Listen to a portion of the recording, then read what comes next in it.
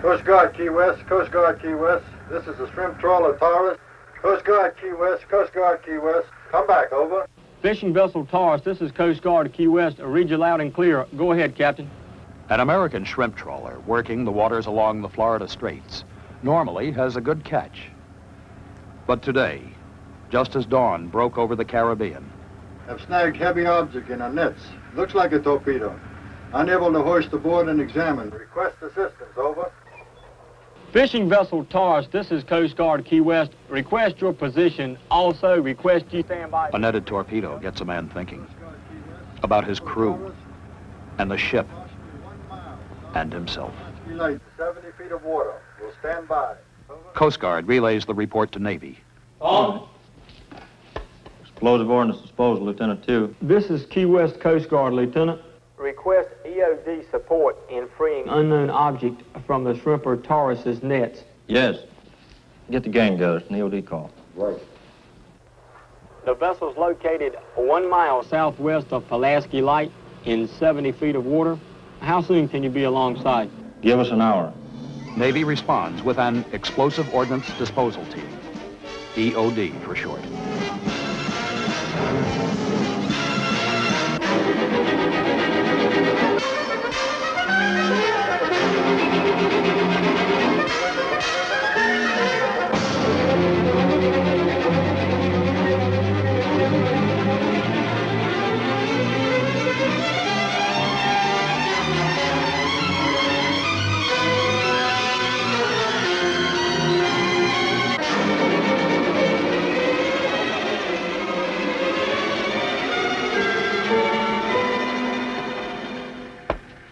Hey, what do you say? Hey, buddy.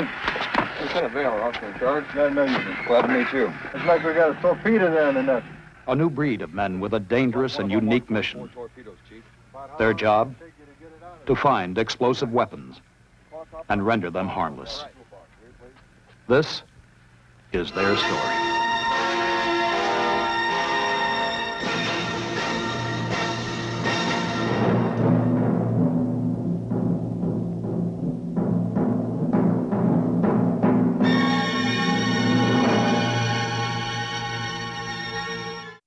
In this real situation, one starts to thinking about the men he will be working with and the penalty for failure.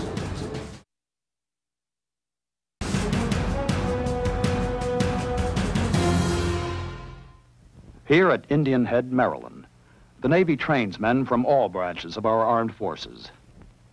The objective? To train explosive ordnance disposal teams who will be responsible for handling the disposal of explosive weapons found in and around water. They will often assist other service EOD teams and civil authorities on land. Another good recognition feature is the relatively small... We have here a typical influence mine, easily recognized by the... This 100% volunteer group will learn how to dispose of every explosive weapon, foreign or domestic, that is known to this country. It's a long list, and it's worldwide. How can he be taught everything about German torpedoes used in World War I submarines, or acoustic mines planted by the British in Nazi-held waters in the Baltic Sea? Gentlemen, this item of ordnance is a Chi-Con heat round. What about the communist mortar rounds fired at U.S. troops in Korea, or ingenious rifle grenades stamped with Oriental markings? 20 different countries make landmines. They are as different as the countries themselves. An unbelievable collection of booby traps, concealed grenades, and bombs made at home. And children's toys, ingenuity under the Christmas tree. Yes, these are all real. This pretty doll is smiling through enough TNT to wipe out a squad of men. Bomb squad students get a new look at life here. They learn that certain countries design their weapons in certain ways. They study the architecture of explosive devices. A glance at a weapon can tell them the country of origin, the brand name, and the year it was made. Let's take a walk over there and take a look at our Falcon missile. Like music and architecture, a nation's personality is blended into the way it designs its explosive fuse.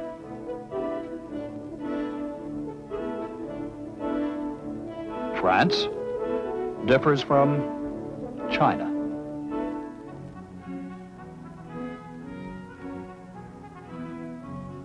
Italian fuses reveal their heritage. German fuses reflect the cultural line. England has its precise style. And so does the USA. After enough study, one gets a feel for this business. It's not just a matter of learning the identity of the weapon. It's a matter of anticipating what to expect and learning the skill to render the weapon harmless.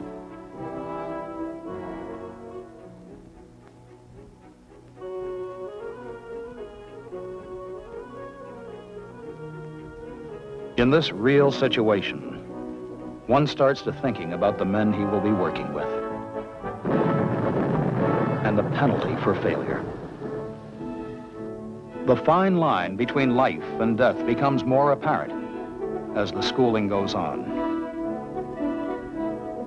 Assignments at first seem impossible. A complete knowledge of every explosive fuse since the invention of gunpowder. Once the mechanics are learned, he is taught to apply this knowledge to a philosophy of explosives. All right, gentlemen, what we're doing here is breaking the explosive chain. There is something basic in all devices. Whether the ancient cannonball or the nuclear shell, each has an explosive train.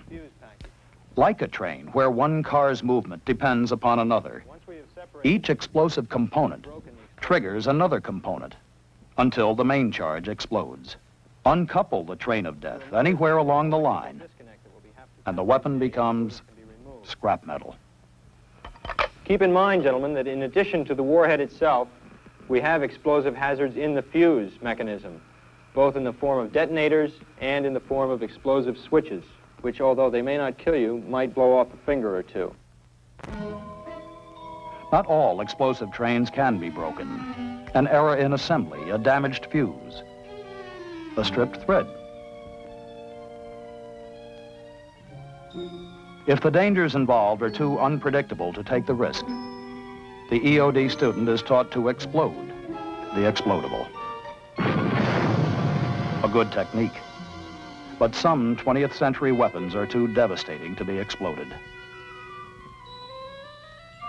Only the most mature and dedicated EOD men are picked to join the slim handful of Americans who know how nuclear weapons work and how to disarm them.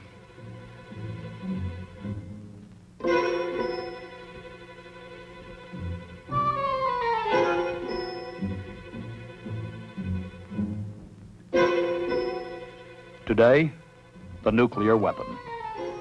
Yesterday, the cannonball. Most people think of it as a solid ball of iron. At the Navy EOD Research Lab, the 1 million electron volt X-ray unit takes pictures through 6 inches of steel. Inside this cannonball are mini balls, pellets of iron embedded in an explosive that could blow up at any time. Obsolete weapons seldom reach the X-ray machine, but every known complex weapon of today is analyzed in the EOD laboratory. Chief, this looks like a VT fuse, vane-operated, as you can see it. A modern projectile fuse may have more than 100 parts, around which are hidden over 30 explosive packages. In that third X-ray, we might be able to remove the booster by use of pliers or unscrewing of the using a lathe. After the X-ray reveals the destructive internal system, the fuse must be dismantled and studied in detail. An extremely dangerous job.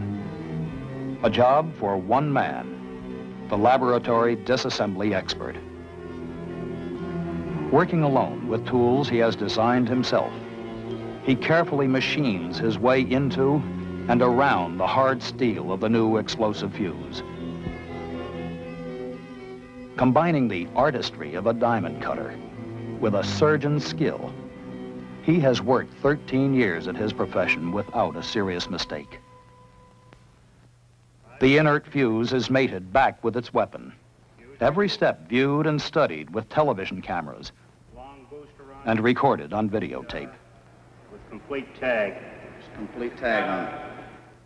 All the critical information goes into a render-safe procedure that becomes a part of the regular training program and a new EOD manual that will be sent to every bomb squad throughout the world. M709, gotcha. With other writing on it, I believe it should be photographed for further inspection. The laboratory also analyzes each new American weapon, from its initial design to the delivery of the first production model.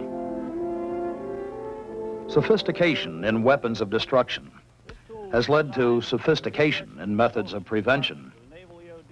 With the help of manufacturers and other military services, exotic new tools and unusual disarming procedures are constantly being developed by the Navy EOD lab. As to whether the arming circuit has been activated. Any questions? The new universal tool is checked out in a pressure tank that can simulate underseas environment anywhere in the world to an ocean depth of 450 feet if need be.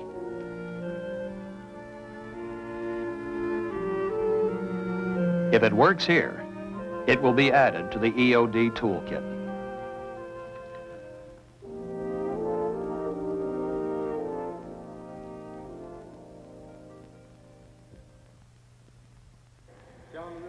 This is not just an indoor swimming pool. It is a modern training tank, icy cold and 36 feet deep. I want you to bend down the flotation gear to the ordnance. You'll surface, we'll fire the explosive actuated valve, which will release the pressure from the cylinders. The cylinders will fill the flotation bladder, and the ordnance will come to the surface, and we'll bring it in. In this environment, the student finds that what he was able to do so easily in the classroom is now strangely awkward, mysteriously different.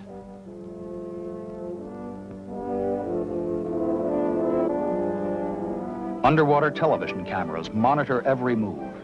All techniques observed by the rest of the class as the instructor comments on their progress. Now they're approaching the ordnance. Today's assignment, Now they have the shackling float gear an out. explosive weapon to the They're tying surface, clevis to the where it can be disarmed more quickly and with more safety. In the heavy, liquid medium of deep water, learning how to move one's hands and fingers with complete assurance takes weeks of practice and instruction.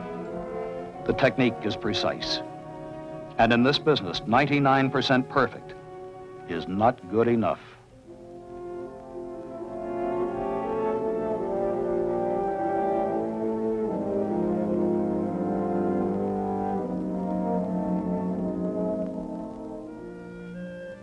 Notice they have completed tying it in.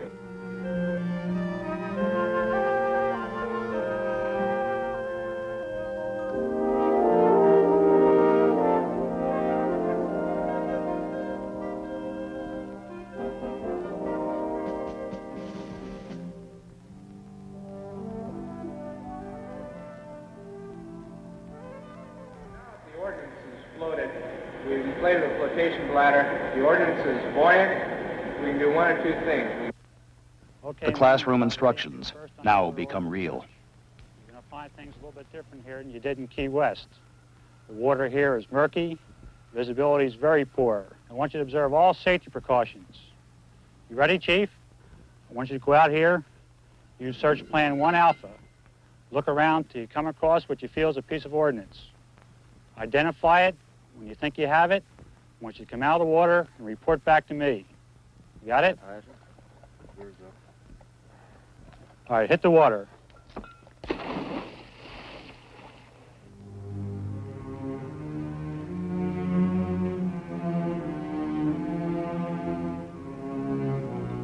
Once you find your ordnance, Take it easy. Cool. Look it over. What is it? Be sure. If it's a torpedo, how many blades does it have? Count them. Be sure. Does it have an exploder? If it does, it's got to be a torpedo. The student will pinpoint every external feature. The moment of truth for the EOD team has arrived. Each man knows the other is an expert. This confidence in working together makes a team. And for a few tense moments, they are the most important men aboard.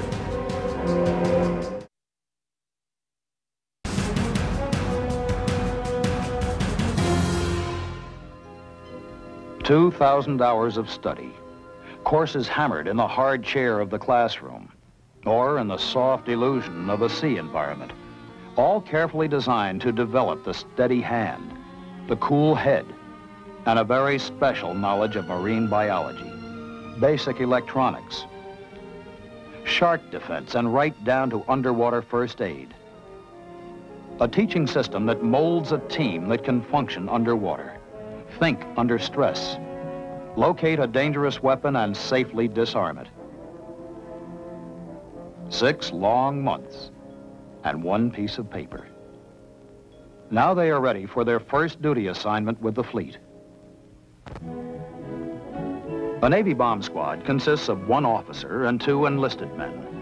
A 3-man task force with a half-ton of equipment.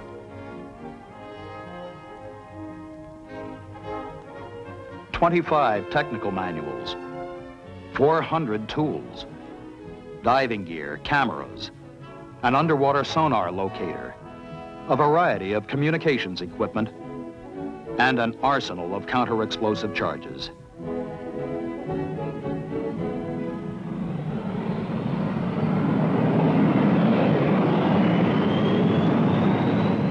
EOD teams see action on ammunition ships, Polaris submarine tenders, ships with special ordnance capabilities, or attack and anti-submarine warfare carriers.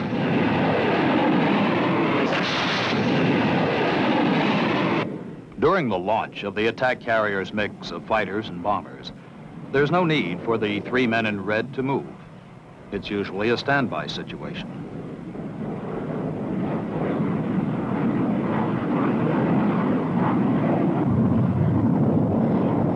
When the planes return from their mission, the team stationed aft is ready for any emergency.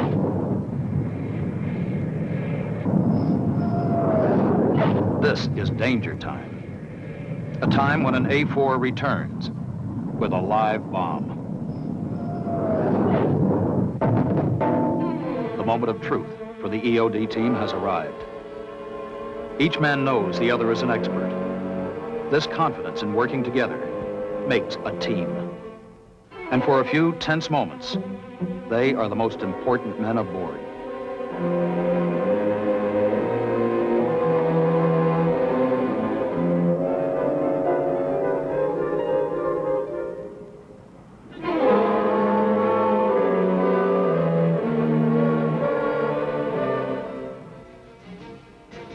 Navy EOD teams are stationed around the globe.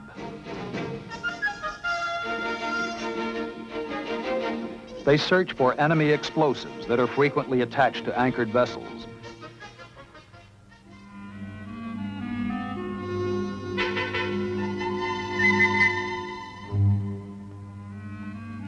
They serve in the remote areas of Alaska, where EOD men improvise with limited local resources to recover a deadly bomb from below the ground and deactivate it.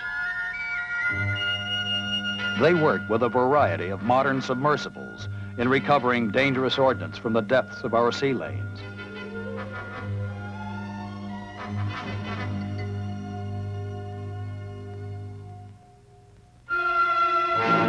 And at naval air stations all over the world, they stand ready to assist firefighters in potentially dangerous situations.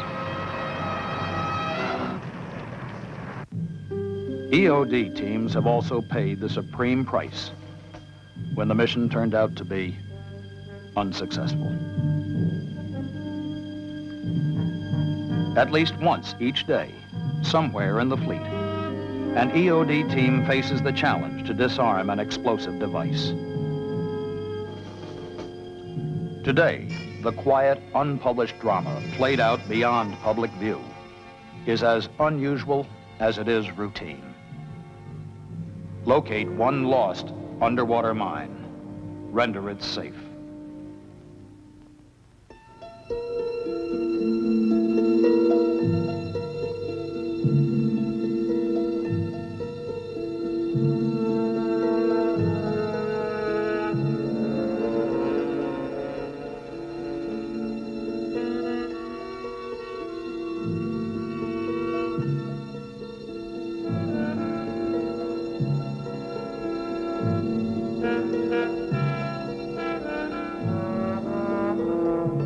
An undersea storm has moved a new type mine from its mooring. The mechanics of this mine is top secret. More importantly, it could be in a commercial sea lane. A single mine that could blow an average freighter to pieces.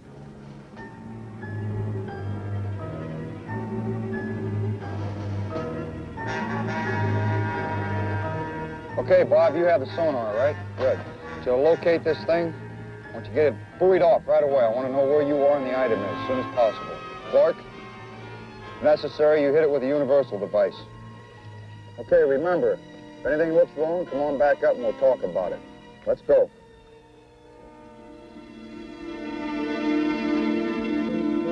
The procedure is scientific. Each man confident that teamwork will be the difference between life and death.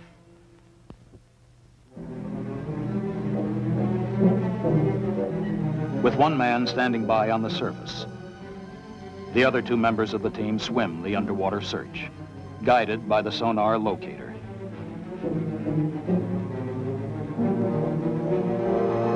Objective, one large black mine in the murky water. Depth unknown.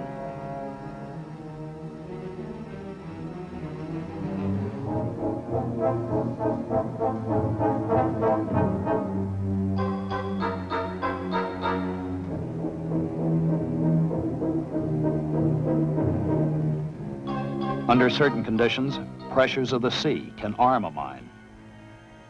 This mine is somewhere near 130 feet, snagged to the rocky bottom. Armed, dangerous.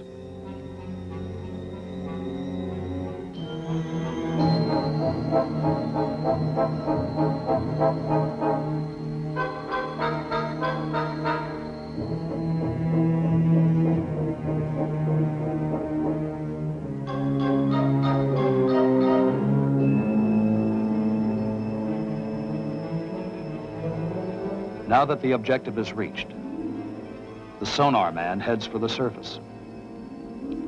From here on in, it's a one-man job.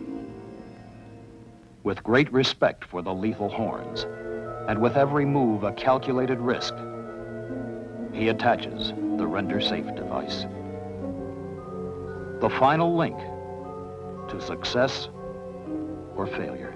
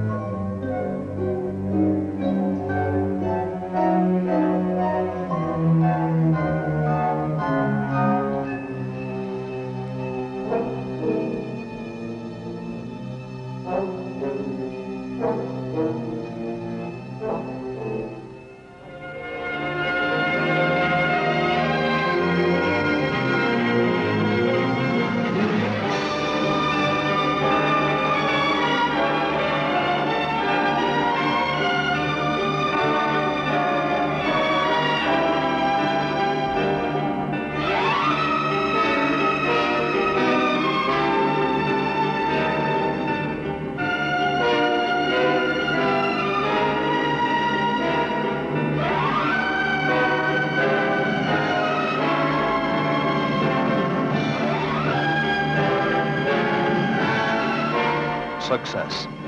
The payoff for 6 months of training and the backup of a multi-million-dollar lab. In a sense, it's all in a day's work. 3 men have matched wits with a mine at the very threshold of explosion, and have won.